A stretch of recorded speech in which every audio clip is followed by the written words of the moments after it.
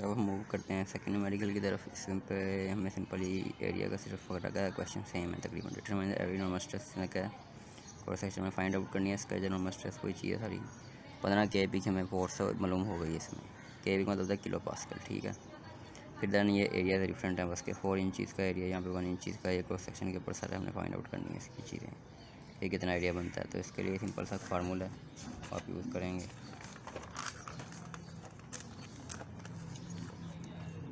Simple हमारे पास force तो आ गई इसके अंदर, फंडामेंटल प्रॉब्लम्स 1.9 फोर्स आ गई हमारे पास सिंपल इसमें 15 kP। एरिया के लिए हमारे पास फार्मूला है, एरिया के पास यहाँ पे रेक्टेंगल है एरिया, ठीक है। रेक्टेंगल में एरिया, रेक्टेंगल का एरिया का फार्मूला होता है length into width, 4 inches into 1 inches, ठीक है। ठीक हो गया 4 इंचज़ इंटू 1 इंचज़। हम सिंपल इसको अब क्योंकि किलो पास्कल में है तो इंचज़ को भी कन्वर्ट नहीं करेंगे, इंचज़ ही में रहने देंगे, ठीक है। यूनिट्स आप कन्वर्ट भी कर सकते हैं, नहीं कन्वर्ट करेंगे तो डायरेक्ट एंड पे आपको एंड पे कन्वर्ट कर लें आप इसको यूनिट्स को, इस तरीके से पॉसिबल हो सकता है। तो 4 इंचज़ मल्टीप्लाई बाई 1। अच्छा, तो मैंने यहाँ पे देखा कि 3 रेक्टेंगल्स बन रही हैं और सेम डिमेंशंस की हैं। एक ये रेक्टेंगल है फर्स्ट, दैन ये सेकंड, दैन ये थर्ड, और सारों का 4 ही है। ये भी 1 इंच है, ये 1 इंच है, 4 है 4 है 4 1 इंच है, ठीक है। हमने कहा कि इसको हम 3 से मल्टीप्लाई भी कर लेते हैं बाहर, ठीक है। लेंथ इंटू विड्थ हो गया, तो हमारे पास सिंपल आंसर आ गया 12 इंचज़। फार्मूला सिंपल अप्लाई करेंगे नॉर्मल स्ट्रेस का, 4 into area then simple 15 kP divided by 12 inches. तो हम यहाँ पे हमारे पास आंसर आ जाएगा 1.25, ठीक है। ये आ जाएगा KSI में। ये यूनिट्स हैं, थोड़ी सी कन्वर्जन आप सीख लें इसकी किस तरीके से कन्वर्जन होती है।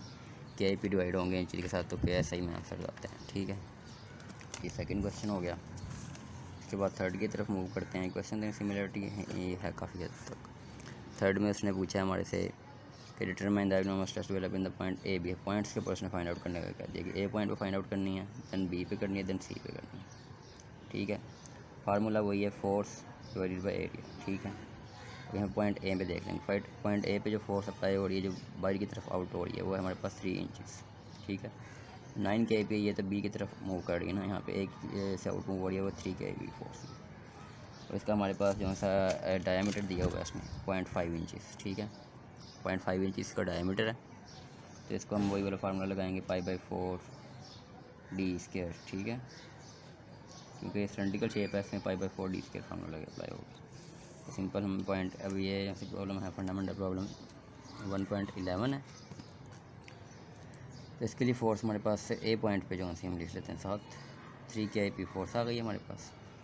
और जो सा एरिया हमारे पास है, एरिया के लिए हमने फाइंड आउट करना है π/4 d²। डी की जगह हमारे पास 0.5 है, तो हम स्क्वायर लेंगे, तो π/4 d²।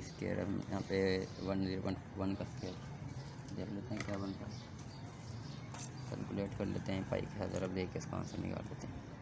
0.5 का square 0.25 multiply by pi, then ये और उसके बाद 4, ठीक है। यहाँ पर 0.196 आंसर आ गया, आंसर आ जाएगा 0.196, ठीक है। हमारे पास एरिया इसका ए पॉइंट पे आ गया। सिंपल फाइंड आउट कर लेंगे 3 डिवाइडेड बाई द आंसर, तो हमारे पास इसकी शियर स्ट्रेस आ जाएगी पॉइंट ए के ऊपर आएगी, ठीक है। अब मैं यहाँ पे कर लेता हूँ 3 था I think, divided by answer 15.2, मतलब कि 15.27 KSI में हमारे पास की वो आ चुकी है, क्या नाम है, नॉर्मल स्ट्रेस ए पॉइंट के ऊपर।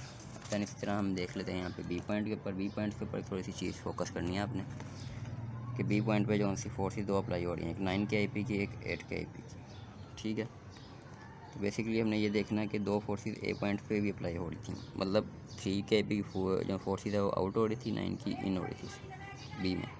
तो यहाँ पे 3 की आउट हो गई, बी पॉइंट पे देख रहे हैं हम, 3 की आउट हो गई, 3 की तो हमें माइनस करना पड़ेगा, 9 की इन हो गई, तो 3 - 9 इस तरीके से भी करेंगे तो 6 आंसर -6 आंसर आता है। और इस साइड से हम देखते हैं अगर, तो यहाँ से 2 kP की फोर्स आउट हो रही है, 8 kP की इन हो रही है, तो 2 हम माइनस करेंगे, 8 में से -6 आंसर आएगा। तो इसकी जो फोर्स होगी वो -6 होगी, ठीक है। फोर्स नहीं मतलब कि जी -6 kP इसकी फोर्स होगी, इसके ऊपर अप्लाई होगी, ठीक है। इसको भी अब सॉल्व कर लें आप। फोर्स एट पॉइंट बी हमारे पास आ गई -6 KIP। दैन एरिया सिंपल वही है हमारे पास, एरिया एट बी जो सा है π/4, और यहाँ पे हमारे पास डायमीटर था 1 इंच, तो 1 का स्क्वायर 1 ही होगा।